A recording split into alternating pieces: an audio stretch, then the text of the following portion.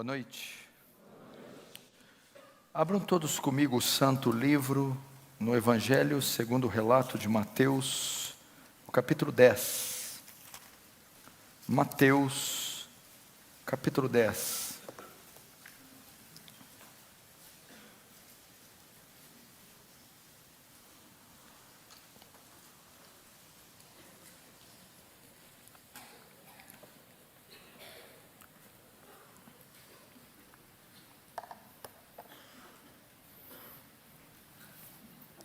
Verso de número 28. Diz assim a palavra de Deus, é Jesus quem está falando aqui. Não temais os que matam o corpo, e não podem matar a alma. Temei antes aquele que pode fazer perecer no inferno, tanto a alma como o corpo. Feche os olhos, vamos orar. Pai Santo, nos rendemos diante da Tua presença, Senhor, cônscios da nossa pequenez, da nossa miserabilidade, diante da grandeza e do poder que em Ti está. Senhor, fala-nos hoje pelo poder da Sua palavra. Somos tão fracos, tão falhos, mas despeja da sua graça que essa noite, gloriosa, abundante, faz abundar em cada um de nós pecadores. Convence do pecado, Senhor. Convence da realidade eterna do inferno. Traz salvação aqui, Deus. Faz teu reino avançar.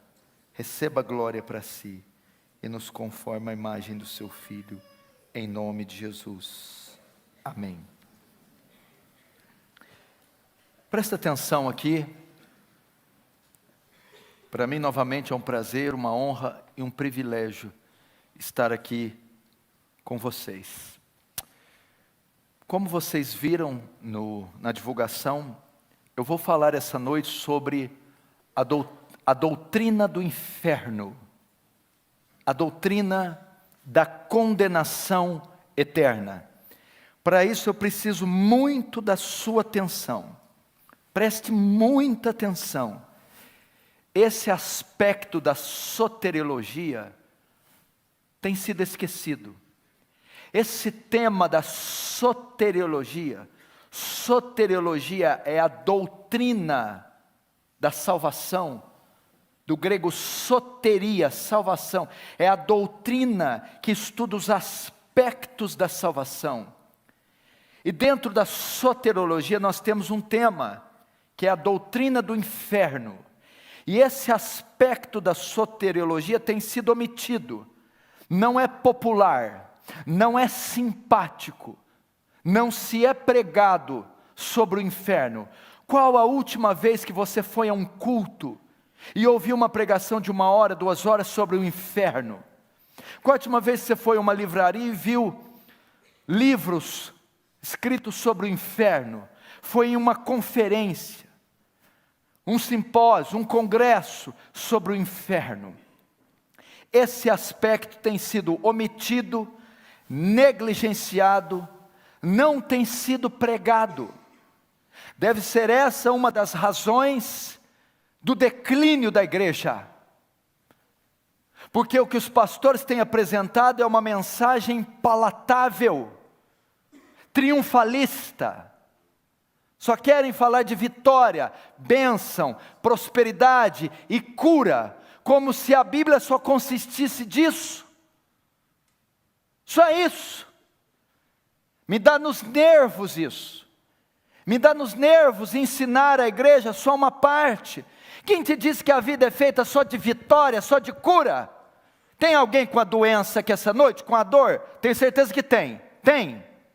Se Deus curar essa doença aí, hoje, agora, você nunca mais vai ficar doente? Acabou? Não, meu filho, a doença faz parte da vida caída em Adão. Se essa conta que você tem aí, pagar ela hoje, você nunca mais vai ter conta? Parece que as pessoas têm uma ideia uma ideia biruta da fé. Ai, ele tem que me curar. Tá, curou, beleza, curou, fez um milagre. Acabou o problema? Não. Você vai ter um atrás do outro, um após outro, dívida, e crise, e problema, e luta, e tentação, e assim é até o último dia da vida. Ao invés de nós buscarmos essas coisas, devíamos estar buscando o quê? Crescer em santidade, em amor a Deus, em amor ao próximo, crescer em graça e em conhecimento, pregar o Evangelho. Deixa as dores aí, meu filho, aprende a conviver com elas. Deixa os problemas, eles nunca vão sumir daqui. Sabe uma coisa, eu vim buscar a minha bênção. Eu não vim buscar bênção coisa nenhuma. 20 anos atrás eu recebi ela quando eu me converti. Eu recebi a grande bênção, que é a salvação, que é o Evangelho. Se eu quero alguma coisa mais do que isso, sabe o que eu tenho que fazer? Acordar cedo, trabalhar, estudar, ralar. Não envolve Deus nessas coisinhas não, gente. Uma coisa de doido, o povo não quer trabalhar, o povo não quer estudar. Deus tem que ficar fazendo tudo. Eu acho que essa é a razão, pastor Ivaldo, a igreja está perdendo batalha espiritual.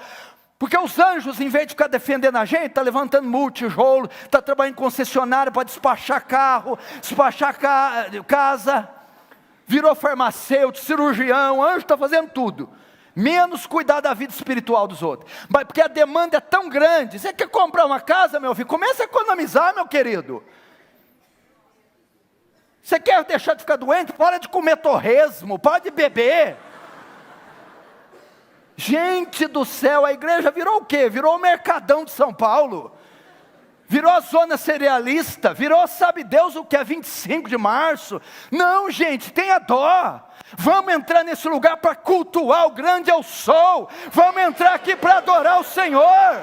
Isso aqui é um centro de adoração a Deus. Isso aqui não é cultuar o homem. Gente do céu, a igreja ficou antropocêntrica.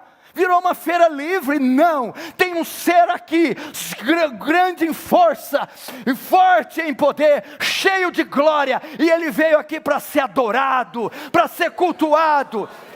E nós não viemos aqui mendigar bênção alguma, viemos oferecer nosso corpo como instrumento santo, vivo e agradável a Deus, que é o nosso culto racional. Essa é o sentido da fé cristã, poxa. E nós temos que falar sobre o inferno. Eles estão omitindo a doutrina do inferno. E engraçado que na Bíblia se fala mais sobre o inferno do que sobre o céu. Na Bíblia, você encontra no Novo Testamento mais relatos sobre o inferno do que sobre o céu. E por incrível que pareça, teve um homem que mais falou do inferno do que do céu. Foi John Wesley? Não. Foi George Whitefield? Não. Foi Paulo? Não. Pedro? Não. Moisés? Não. Foi Jesus Cristo, o Filho de Deus, quem mais falou do inferno. Então quem sou eu para não falar do inferno? Winston Churchill, o primeiro-ministro da Grã-Bretanha na Segunda Guerra, disse: a decadência da sociedade inglesa se dá ao fato que os púlpitos da Inglaterra pararam de pregar sobre o inferno. Pregue sobre o inferno, pregue sobre o céu, pregue sobre a segunda vinda de Jesus, e a igreja vai se avivar. O que está acontecendo hoje é que muitos não acreditam mais na doutrina do inferno. A sociedade pagã aí fora, bem como a igreja contemporânea, não acredita na existência de um lugar como o inferno. Outros não acreditam que o inferno é como ele é, um lago de fogo. Outros não acreditam na duração do inferno, toda a eternidade. Afinal de contas, se eu pequei 70 anos, então tem que ser punido 70 anos. Agora eu peco 70 anos e fico uma eternidade no inferno. Então as pessoas estão tendo ideias equivocadas do inferno. Uns não creem que ele existe, outros creem que ele existe, mas que ele não é como dizem que é, e outros não creem na duração do inferno. Então há ideias muito rasas e equivocadas sobre a doutrina do inferno. E também ninguém quer pregar porque não é uma mensagem popular, uma mensagem que lota a igreja. Afinal de contas, todo mundo trabalha, dá um duro danado a semana inteira e vai vir na igreja ouvir sobre o inferno. Não, vamos falar de coisas boas. Agora eu vou te dizer por que a doutrina do inferno não é popular. Por que não se prega sobre o inferno? Ao longo da história da igreja, foram-se criando conceitos equivocados sobre o inferno, que fizeram com que o povo dessa época não cresce no inferno. Vou falar novamente. Ao longo da história da igreja, ao longo do período da história da igreja, a igreja tem 2000 anos, começou em Atos, até hoje. Ao longo da história da igreja, foram se criando conceitos e ideias equivocadas a respeito do inferno, que fizeram com que as pessoas desse século não crescem mais nessa doutrina. E eu vou citar pelo menos 3 conceitos, 3 correntes de pensamentos sobre o inferno equivocadas, que fazem com que o pessoal de hoje não creia. É o agnosticismo, o aniquilacionismo e o universalismo. São 3 conceitos equivocados do inferno que fizeram que as pessoas não crescem mais. Primeiro, o agnosticismo. O que é o agnosticismo? Para sabermos o que é essa corrente de pensamento, precisamos saber o que significa a palavra agnóstico. Vem de um termo grego chamado gnosis. Gnosis quer dizer conhecimento. Agnosis, o que é o A? O A é a partícula negativa, não, sem. Agnosis, sem conhecimento. O agnosticismo, sem conhecimento, ele ensina que não há conhecimento suficiente do inferno para saber se ele existe. Ninguém nunca foi lá e voltou, não há fotos, não há evidências. Então, se não há conhecimento, vestígio, provas, não há quem tenha ido e voltado, não há conhecimento suficiente, então não pode existir um lugar como esse. Os agnósticos não creem na existência do inferno por dizerem que não há evidências suficientes de um lugar como esse. Segundo conceito que surgiu ao longo do tempo, o aniquilacionismo. O aniquilacionismo. O que é o aniquilacionismo? Quem são os aniquilacionistas? Vem de 2 palavras também latinas. Você conhece a palavra nihil? Nada, ex nihil, do nada. O que é anihil?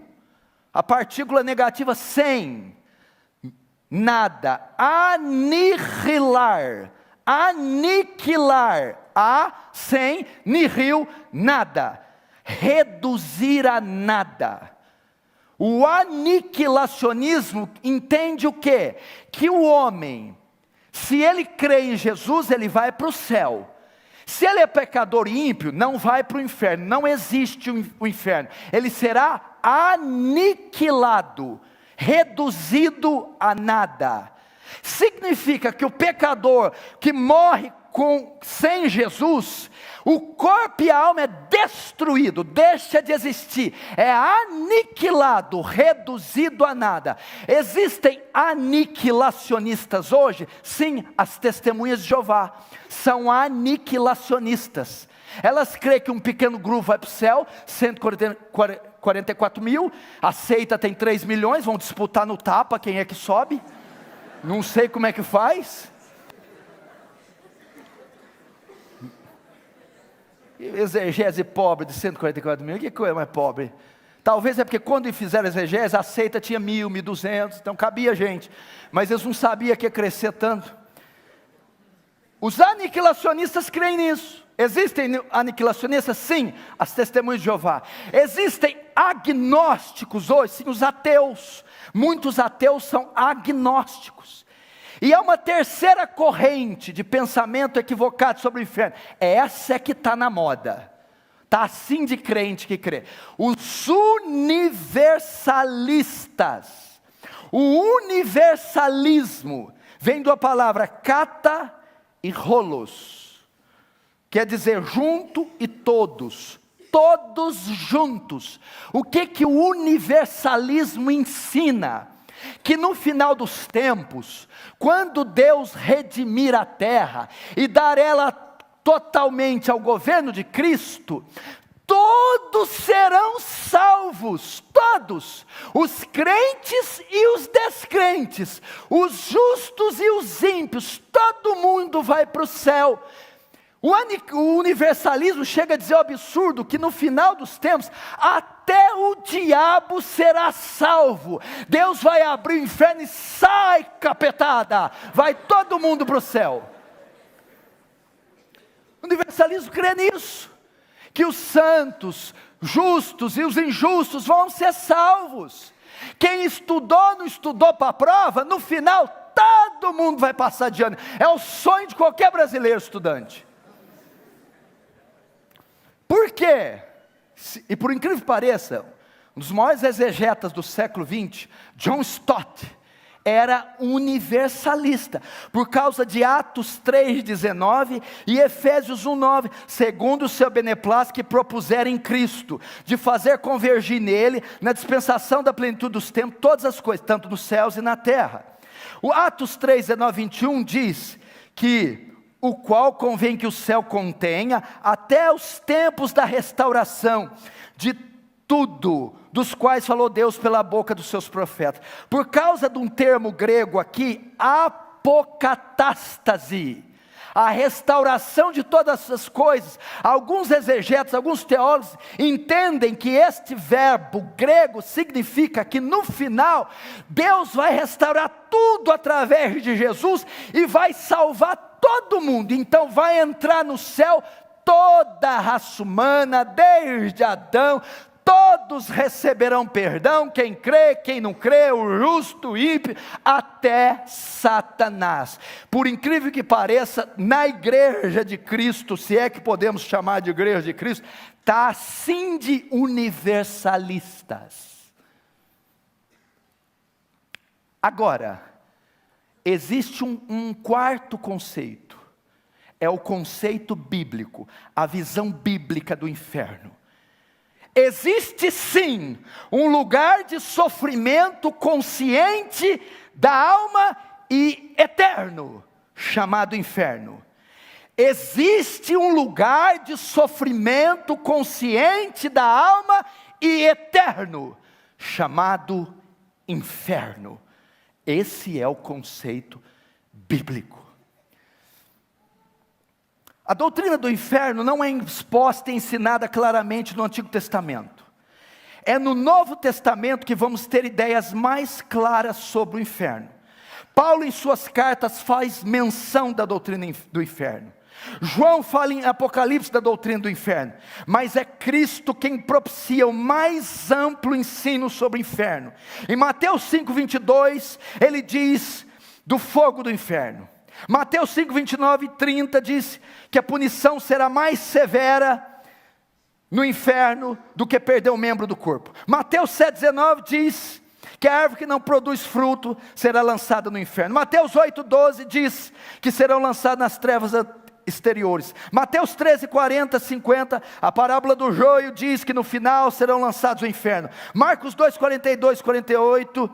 diz que é o lugar onde o verme não morre, o fogo não se apaga. E na parábola dos talentos, das bodas, das ovelhas, ele diz para aquele que condena, que irão para o inferno. O ensino sobre o inferno não pode ser negado, pois é uma doutrina explicitamente bíblica. Negar a doutrina do inferno é negar a própria palavra de Deus. Existem 4 palavras para inferno na Bíblia. Presta atenção. Existem 4 palavras para inferno na Bíblia: Sheol, Hades, Guiena e Tártaros. A Bíblia, quando quer designar inferno, ela usa 4 palavras: Sheol, Hades, Guiena e Tártaro. Sheol é a palavra do Antigo Testamento, a palavra hebraica, que significa sepultura, túmulo, mundo dos mortos e inferno. Hades é a palavra grega, a transliteração grega do hebraico Sheol, que significa também sepultura, que significa morte, que significa mundo dos mortos ou inferno. Existe a palavra Tártaros, que é mencionada uma vez só na Bíblia, está nas cartas de Pedro, que é designada para o abismo, onde os demônios estão aprisionados até o dia do juízo. E existe a outra palavra que é Guiena, Guiena, o vale de Rinom. E eu quero falar um pouco sobre Guiena. O que é o Guiena? Guiena é a palavra mais forte e a que mais expressa o inferno. Guiena é uma palavra composta de 2 palavras, que significa Ge-Rinom. É o vale de Rinom. O que é o vale de Rinom? Essa palavra era usada no Antigo Testamento para designar o vale de Rinom. Vale de Rinom era um local onde o rei ímpio Manassés queimava seus filhos ao deus Moloque. Era um lugar onde os reis pagãos e Manassés erigiam uma estátua de um deus chamado Moloque. E colocavam fogo dentro, e jogavam crianças para serem incineradas, oferecidas a Moloque, eram queimadas. Manassés ofereceu seus filhos para serem queimadas ao deus Moloque. Jeremias 7 chama o vale de Rinom de vale da matança. No Novo Testamento, na época de Jesus, onde era o vale de Rinom? Para que ele servia? Na época de Jesus, o vale de Rinom era o lixão da cidade de Jerusalém. Jerusalém, uma grande cidade, depositava o seu lixo em um vale, no vale de Rinom. E o que acontecia lá? Lá era depositado lixo orgânico e inorgânico, era jogado papel, tecido, comida, animais mortos, pedaços de membros amputados humanos e corpos humanos eram jogados no vale de Rinom, no lixão. A quantidade de lixo o que fazia, e o que os lixões fazem para dar cabo do lixo? Incineram, atiram fogo para que o lixo se consuma.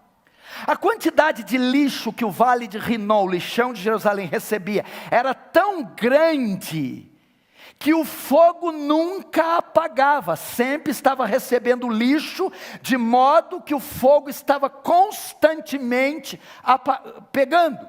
E aquele fogo queimava o quê? Lixo, animais e cadáveres de homens, cheios de verme.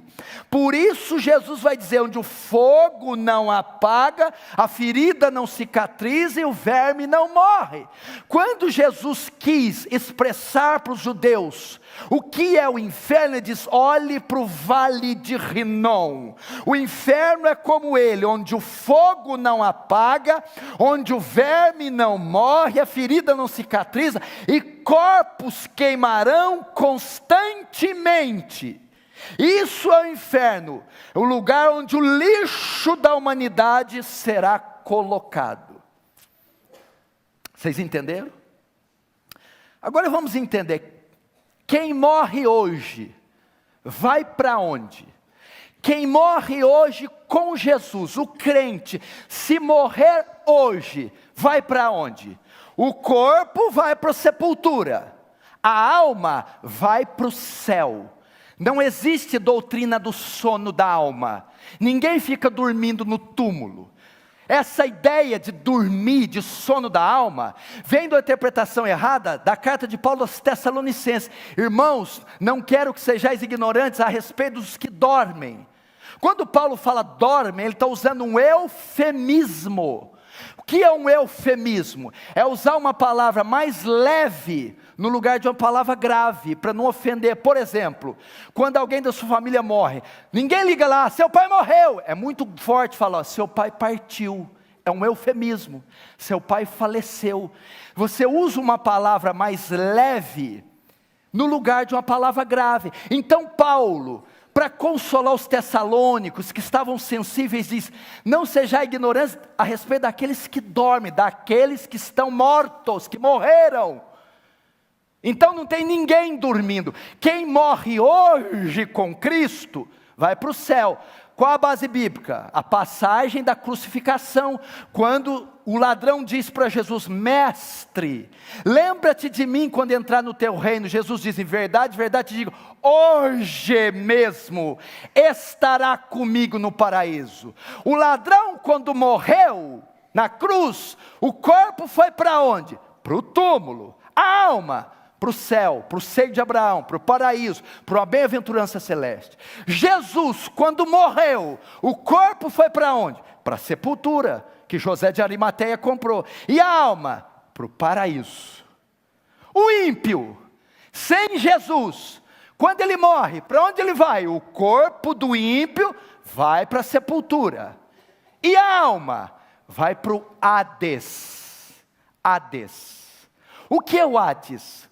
O Hades é o lugar que os ímpios estão, as suas almas estão lá, estão sofrendo. Se você conhece um ímpio que morreu mês passado, o ano passado, 10 anos atrás, há 10 anos ele está no Hades, há 10 anos ele está no suplício, está lá. E o Guiena, presta atenção, o Hades é um lugar que só a alma está. O Guiena é o lugar que está o corpo e a alma. Quando você vai para a parábola do rico e Lázaro, a Bíblia diz que o rico está no Hades, porque só está a alma. Quando você vai para Mateus 10, onde eu disse, lá a palavra grega não é Hades, é Guiena. Por quê? Porque Jesus diz, vai perecer tanto a alma quanto o corpo. O Guiena é para depois da ressurreição, é o lago de fogo, é o que está em Apocalipse 20, a morte, a besta, o inferno, todos que não foram achados escritos no livro da vida, serão lançados no Guiena, no lago de fogo. É assim, quando Jesus voltar, o justo vem do céu, e o corpo dele ressuscita, e alma e corpo se unem, em um corpo glorificado, para estar para sempre com Jesus nos céus, entendeu? O corpo do justo se decompôs, está na sepultura, a alma está no céu. Com a volta de Jesus ocorre a ressurreição, aquele corpo se recompõe, e encontra com o Espírito, e se une Espírito e corpo glorificados, incorruptíveis, para estar com Jesus no céu.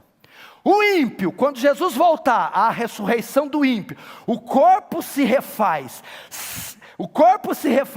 e a alma sai do Hades, e se unem corpo e alma, para não estar no Hades agora, mas agora para o Guiena, para o lago de fogo, onde corpo e alma estarão. Agora, quem está no Hades? Todos que morreram sem Jesus. Quem está agora no Guiena? Ninguém. Tem uma fita lá, não foi inaugurada ainda. Quem será o primeiro que vai inaugurar o Guiena? Isso não é caso de rir, não.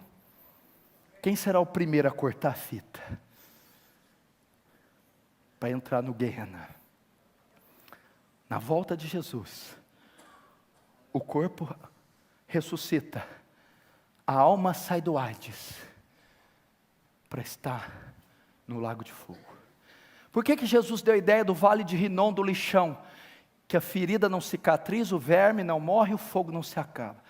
Porque os condenados receberão corpos indestrutíveis. Eles vão desejar morrer no inferno, mas não morrerão. Terão corpos indestrutíveis no inferno. E ficarão lá pelos séculos dos séculos dos séculos dos séculos. Quantos estão entendendo? Diz amém. Amém.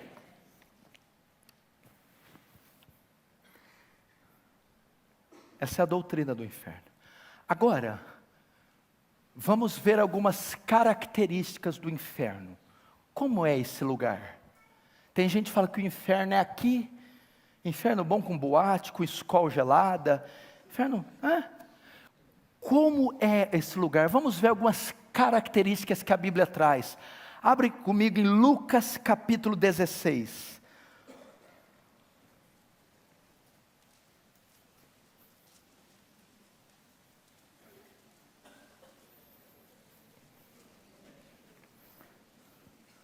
Lucas capítulo 16. Vamos ver, a partir do verso 19, Lucas 16, 19. Ora, havia certo homem rico que se vestia de púrpura e linho finíssimo, e que todos os dias se regalava esplendidamente. Havia também certo mendigo chamado Lázaro, coberto de chagas, que jazia à porta daquele, e desejava alimentar-se das migalhas que caíam da mesa do rico, e até os cães vinham lamber-lhes as úlceras. Aconteceu morrer o mendigo e ser levado pelos anjos para o seio de Abraão. Morreu também o rico e foi sepultado. No inferno, agora começam as características. Estando em tormentos, levantou os olhos e viu de longe Abraão e Lázaro no seu seio. Então clamando disse: Pai Abraão, tem misericórdia de mim, manda Lázaro que molhe a água à ponta do dedo e me refresque a língua, porque eu estou atormentado nessa chama. Diz porém Abraão: Filho, lembra-te que recebeste os teus bens em vida, e Lázaro igualmente os males. Agora porém aqui ele está consolado, tu em tormentos. E além de tudo está posto um grande abismo entre nós e vós, de sorte que os que querem passar daqui para vós outros não podem, nem os de lá para nós. Até aí. Aqui nós temos uma parábola que mostra duas pessoas morrendo e dois destinos diferentes. Um vai para o céu, outro vai para o inferno. E aqui Deus, por sua soberania, quis descrever detalhes do inferno e não do céu. Primeira característica do inferno, a Bíblia fala aqui no verso 22, ver se é isso mesmo, verso 22, está escrito a palavra tormentos. Ver se é isso. 23. Tormentos. Veja só. Primeiro, característica do lugar. É uma colônia de férias o inferno, um lugar que vai ter loiras bonitas com álcool e uma boate, igual aquela do Blade, descendo sangue para os vampiros, aquela coisa. A Bíblia diz que o inferno é um lugar de tormentos. O inferno é um lugar de sofrimento. Sofrimento. Notem que ele usa o plural. Tormentos no plural. O que significa tormentos e sofrimento? O inferno é o local onde vai haver o completo despejar da ira de Deus sobre o ímpio. Isso é o inferno. Apocalipse 20:10. E o diabo que os enganava foi lançado no lago de fogo e enxofre, onde então a besta e o falso profeta de dia e de noite serão atormentados. Mateus 25, 41, 46 diz: então dirá também aos que estiver à sua esquerda: apartai-vos de mim, malditos, e irão estes para o tormento eterno. Você tem ideia do que é isso? Sofrimento. Eu não sei, há especulações quanto se é fogo literal, o que é a substância do inferno, se vão queimar, torrar, não sei. Uma coisa eu sei: o inferno é o completo despejar da cólera, da ira de Deus. Só para você ter uma ideia, o que pode ser o inferno? A Bíblia diz em Apocalipse 14 que os tais beberão do vinho, do furor, do lagar, da ira do Deus Todo-Poderoso. Usa o termo lagar. O que é lagar? O lugar que faz uva. É um compartimento, um caixote. Pensa num caixote, que embaixo tem furos, saídas com canos, dutos, que terminam em baldes, recipientes. O viticultor colhe as uvas e enche o lagar, o caixote enche. Depois ele salta lá dentro e começa a pisar as uvas. E ao pisar vai extraindo o suco, que vai passando pelos dutos até o recipiente. Dali se extrai o vinho, suco de uva. Este lagar é o inferno. As uvas são os pecadores que ali estarão, e os pés de bronze que pisam as uvas são os pés do cordeiro em forma de ira, e o suco que sai das uvas é o sangue dos pecadores. Isso é o inferno, a ira de Deus. E aquele que viver em pecado, beberá do cálice da sua ira, cada gota da ira de Deus. Não brinque com o inferno. Não brinque com o inferno. Segunda característica, verso 24. Então clamando, disse: Pai Abraão, tem misericórdia de mim, e manda Lázaro que molhe a água, a ponta do dedo e refresque a língua, porque estou atormentado nessa chama. Presta atenção, o sofrimento ali era tão intenso, o calor das chamas, que Jesus ilustra, que o rico dizia: Pai Abraão, peça para Lázaro, ao menos molhar a ponta do dedo, e colocar uma gota na minha língua, para que me refresque, ao menos uma gota. E Abraão disse: o que significa? O inferno é a ausência total do alívio da dor. Quem aqui já fez uma cirurgia, teve uma fratura exposta, pós-cirúrgico, parto, queimadura, seja o que for que doeu muito, precisou de antibiótico, morfina, anestesia, e você rugiu, passou a noite em claro, mas passou 10, 20, 30 dias, passou a dor. A sua mente está condicionada, quando você queima de 3º grau, a esperar o alívio da dor, porque uma hora vem, cicatriza, pomada, ferida. No inferno não haverá um minuto sequer de alívio, um segundo sequer. É uma dor, um sofrimento, um tormento constante, incessante, sem um segundo sequer de alívio. Sem um segundo.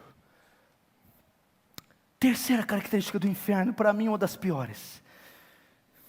Verso 25, diz porém Abraão: filho, lembra-te que recebeste teus bens e vidas, e Lázaro igualmente os males, porém aqui ele está consolado e tu em tormentos. Vamos pegar a primeira frase. Lembra-te. Pastor Erival, eu acho que essa é uma das piores consequências do inferno. Lembra-te. Lembra-te significa que a memória não vai ser tirada no inferno. Você se lembrará da tua mãe, do teu pai que tanto orou por você, da tua esposa, marido ímpio, que convidou você para ir no culto e você não foi, que pediu para você ler a Bíblia e você não leu, que pediu para você mudar o seu jeito e você não. A memória não será tirada. Você se lembrará do Evangelho, se lembrará da Escritura. Você, se caso for para lá, se lembrará deste culto aqui. Você que me vê pela TV, pela internet, se lembrará destas palavras. Então a memória irá comichar no inferno, vai se lembrar das oportunidades que teve, de fazer o bem e não fez, de receber o Evangelho e não recebeu, de crer e se arrepender e não creu, de abandonar o pecado, o vício, a droga e não o fez. Então lá se lembrará de cada cena. Quer juízo pior que esse? Quarto, verso 26, e além de tudo está posto um grande abismo entre nós e vós, de sorte que os que querem passar daqui para vós outros não podem, nem os de lá para nós. Quarta característica do inferno: você nunca mais estará na presença de um santo, nunca mais verá um pastor, nunca mais verá aquela mãe de oração, nunca mais estará com a sua esposa, Nunca mais, há um abismo entre o céu e o inferno, nunca mais ouvirá um louvor, nunca mais cultuará o Senhor, nunca mais estará na presença de um homem ou uma mulher piedosa. E a Bíblia diz que os que de lá querem passar para lá, não pode. Você vai buscar saídas no inferno, não há saídas. Uma porta para abrir, não há portas. Um muro para saltar, não há muros. Um túnel para entrar, não há túneis. Não há saída, é uma dimensão escura, negra, que tem caminho e porta só de entrada. Você gritará: mãe! Não tem mãe no inferno. Nunca mais verá um beija-flor, uma samambaia, um rio. Nunca mais verá uma rosa. Você esquecerá que existiu o amarelo, o vermelho. Você esquecerá do som, das cascatas, do céu, das estrelas. Só escuridão e trevas. Quinta e pior consequência do inferno para mim, porque ela é a mistura de todos os anos, de todas as coisas.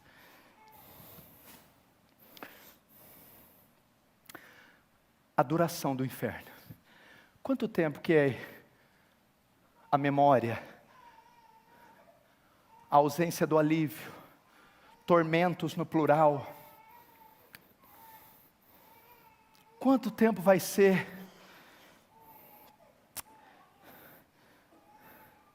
sem estar na presença de um santo?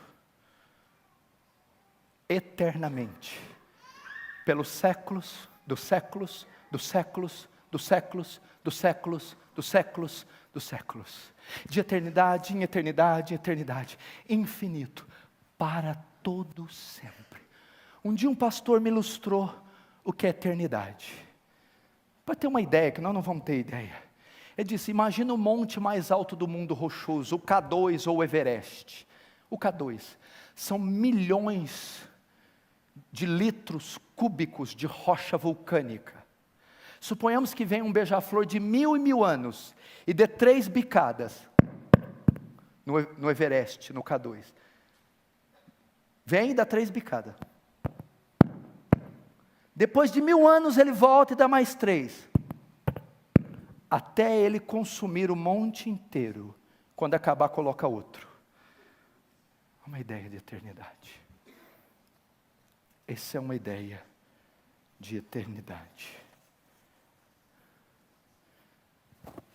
Irmãos, você que me assiste pela internet, vocês que estão aqui,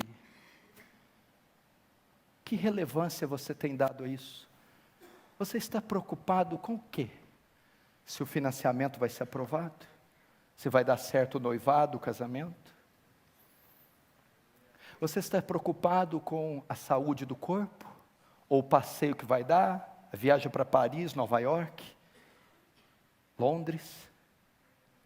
Por que não pensar na sua eternidade? Você tem um corpo mortal, mas tem uma alma imortal.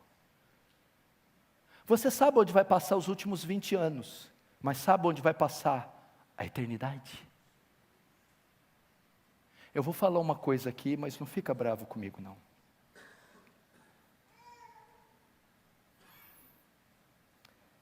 Tem pessoas que estão aqui sentadas, e pessoas que estão me vendo pela internet, que vão para esse lugar.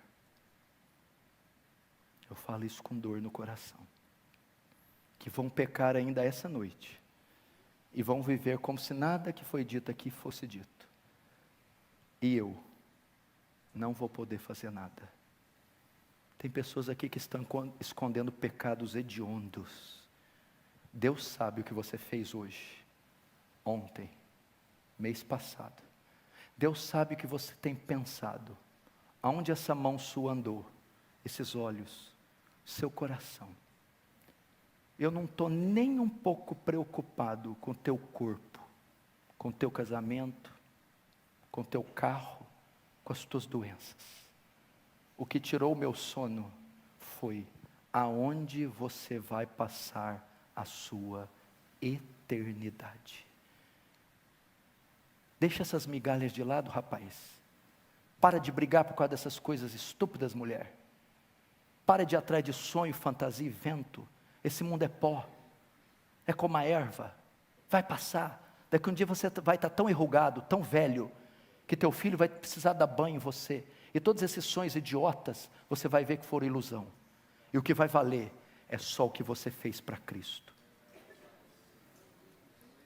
Como eu faço, pastor, para não ir para um lugar como esse? Você pode ir. Se você é um falso cristão, você pode ir. A única maneira de ir é o que está em Romanos 10, 13 e 15. Você que me assiste, ouça. Porque há de ser que todo aquele que invocar o nome do Senhor será salvo. Como, pois, invocarão aquele em quem não creram? E como crerão naquele de quem não ouviram? E como ouvirão se não há quem pregue? Como pregarão se não forem enviados? Você deve invocar o nome do Senhor, e você deve crer no Senhor. E como eu creio? Romanos 1,16, porque não me envergonho do Evangelho de Cristo, pois é o poder de Deus para a salvação de todo aquele que crê, primeiro judeu, também do grego. 1 Coríntios capítulo 1, aprove a Deus salvar o homem pela loucura da pregação. É a pregação do Evangelho, não é da prosperidade, da vida melhor, da cura do corpo, da felicidade temporal, do carro, do casamento. É a pregação do Evangelho. O que é o Evangelho? Que Cristo veio ao mundo, Cristo desceu dos céus como Deus, se fez homem, teve carne, nervos, músculos, veias, transpirou, chorou, dormiu, cansou, sangrou, para assumir a sua semelhança, sentir o que você sente, ser tentado como você é, sentir suas dores, e fazendo o homem, cumpriu toda a justiça de Deus, o único homem que não pecou, cumpriu toda a lei, os 10 mandamentos na íntegra, e naquela cruz, meu irmão, foi condenado como malfeitor, foi condenado e foi pregado, e foi condenado pelo seu pecado. O Papa João Paulo diz que é o vigário de Deus. A palavra vigário quer dizer vicário, substituto. Não, é Jesus Cristo que é o vigário, o substituto de Deus. Naquela cruz ele substitui você, ele carrega sobre ele o seu pecado,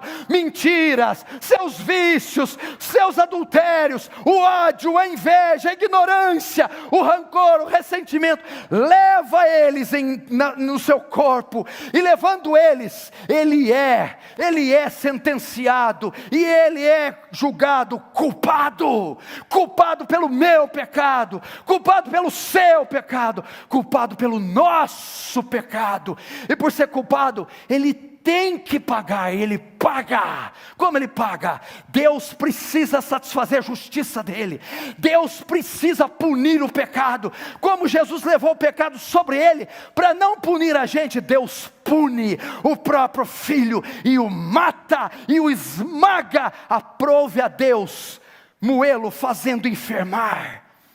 Então Jesus morre na cruz, pagando pelas minhas mentiras, pelos meus adultérios, pelos seus vícios, pelo seu rancor, pela sua chatice, pela sua idolatria, pela sua obstinação. Mas não fica só aí. Como eu sei que esse sacrifício foi suficiente, como eu sei que isso só pagou o meu pecado do mundo inteiro, como eu sei que Deus aceitou isso, é que no terceiro dia da sepultura, a pedra rola, e ele ressurge dos mortos. Jesus ressuscitou dos mortos. E ao ressuscitar, ele prova que Deus se satisfez com o seu sacrifício. Tetelestai, está consumado.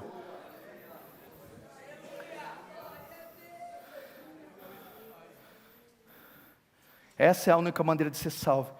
Agora, o plano foi feito, o sacrifício foi executado. Como eu recebo os benefícios dele? Como eu sou salvo da ira, do inferno, do Guiena, do lago de fogo. Eu devo responder a esse sacrifício, devo responder à cruz com arrependimento e fé. Você que está aqui, que não quer ir para aquele lugar, você que me ouve, que não quer ir para o inferno, você deve se arrepender dos seus pecados, você deve crer em Jesus. O que é arrependimento? Metanoia, mudança de mente, é se voltar contra o seu pecado, é se voltar contra o seu estilo de vida. Não é um sentimento, me arrependi de ter falado aquilo ontem. Não, arrependimento bíblico é: eu mudei o meu conceito de Deus, o meu conceito a respeito das Escrituras, meu conceito a respeito de pecado, o meu conceito da vida, meu conceito como pai, como marido, como filho, como profissional. Eu mudei, eu estava completamente enganado, equivocado, e agora eu dou as costas para a vida que eu tinha, para o pecado. Metanoia, arrependimento. Segundo, como eu sou salvo? Fé. Não é aquela fé, eu creio em nosso Senhor Jesus Cristo que Ele vai curar a dor, não, é a fé salvadora.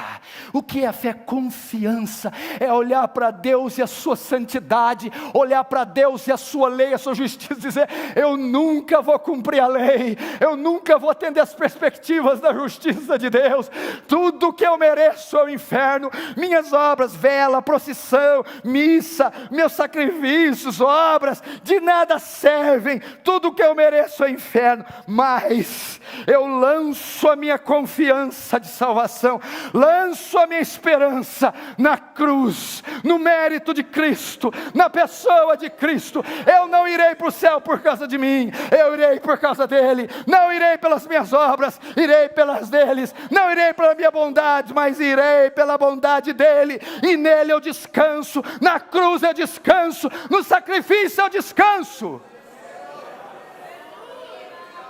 Se você se arrepender e crer, você é salvo na hora, agora, hoje, aí no banheiro, aí no carro, no trânsito, aí onde você está, no celular, onde quer que seja, você é salvo hoje. Passa da morte para a vida hoje, da morte para a vida agora. Seus pecados são cancelados, apagados, o martelo é batido, e você é considerado justo diante de Deus. É assim que você é salvo. Eu não sei se aqui eles sabem essa canção, se ensinou ela, se ensaiou ela. Mas se soubesse, ou quem sabe aí canta a capela.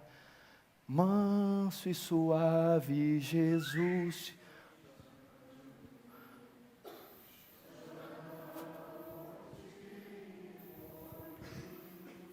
Mais forte.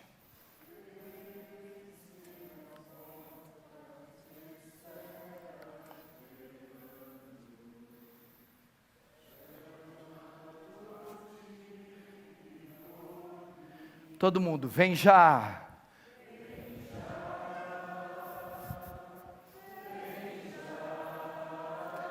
Alma cansada.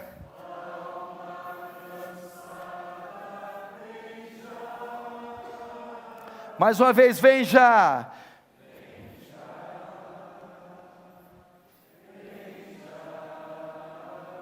Alma.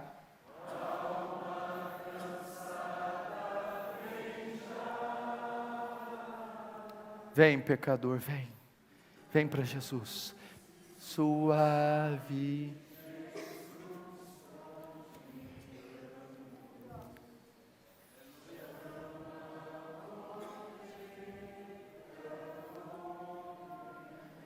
Amém. Irmão, hoje não é o dia do inferno, hoje não é o dia do juízo, hoje não é o dia da ira, hoje não é o dia da condenação, hoje é o dia da misericórdia, hoje é o dia da salvação, hoje é o dia do perdão, hoje é o dia da redenção. Vinde a mim todos que estáis cansados e sobrecarregados, e eu vos aliviarei. Tomai sobre vós o meu jugo, e aprendei de mim, que sou manso e humilde de coração, e acharei descanso para as vossas almas, pois o meu jugo é suave e o meu fardo é leve. Todo aquele que vier a mim, de maneira nenhuma eu lançarei fora. Venha a Cristo, lance-se a Cristo, se jogue a Cristo, meu irmão. Vamos ficar de pé.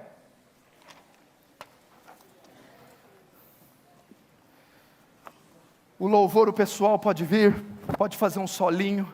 Você vai orar agora, meu irmão. Você vai orar pela sua alma.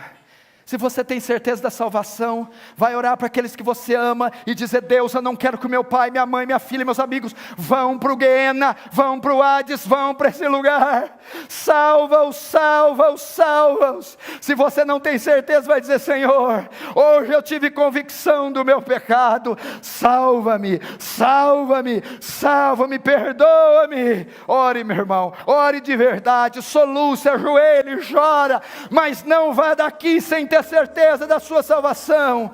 Ore, meu irmão, por favor, ore.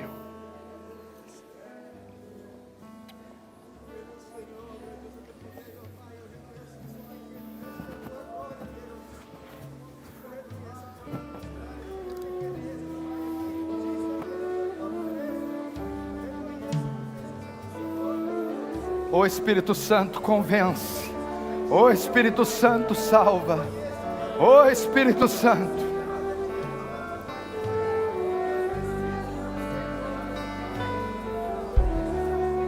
Ora, meu irmão, você ainda está muito tímido.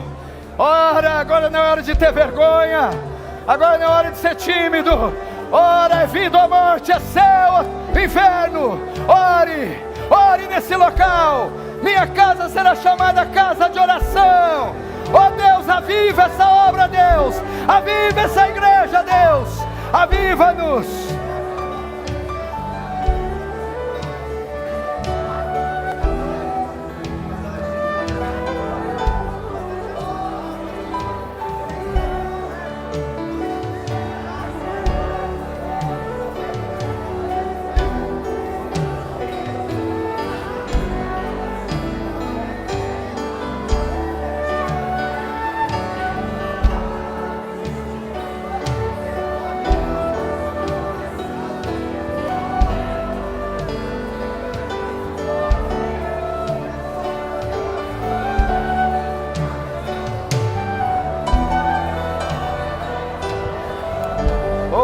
Espírito Santo, vem sobre nós, vem sobre nós, imprime-nos a realidade do inferno e nos conduz a Cristo, nos conduz à fé e ao arrependimento.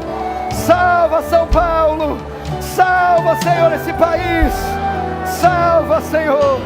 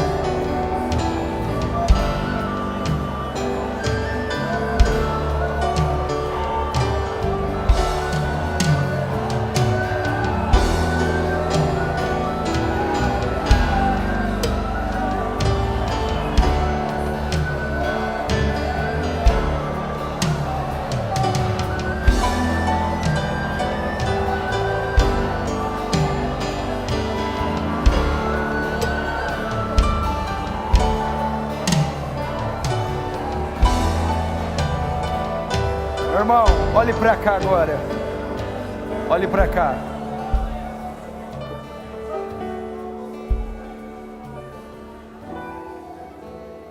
Quando ouvis a voz do Senhor, não endureçais o coração. Eu vou citar um texto e termino. Aliás, você vai citar comigo. Porque Deus amou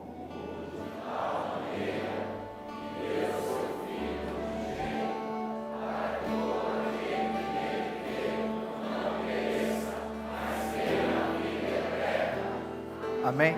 Agora só vou completar para você não ficar pesado. Deus enviou o seu Filho ao mundo não para que condenasse o mundo, mas para que salvasse o mundo. Jesus não veio aqui condenar ninguém, veio salvar.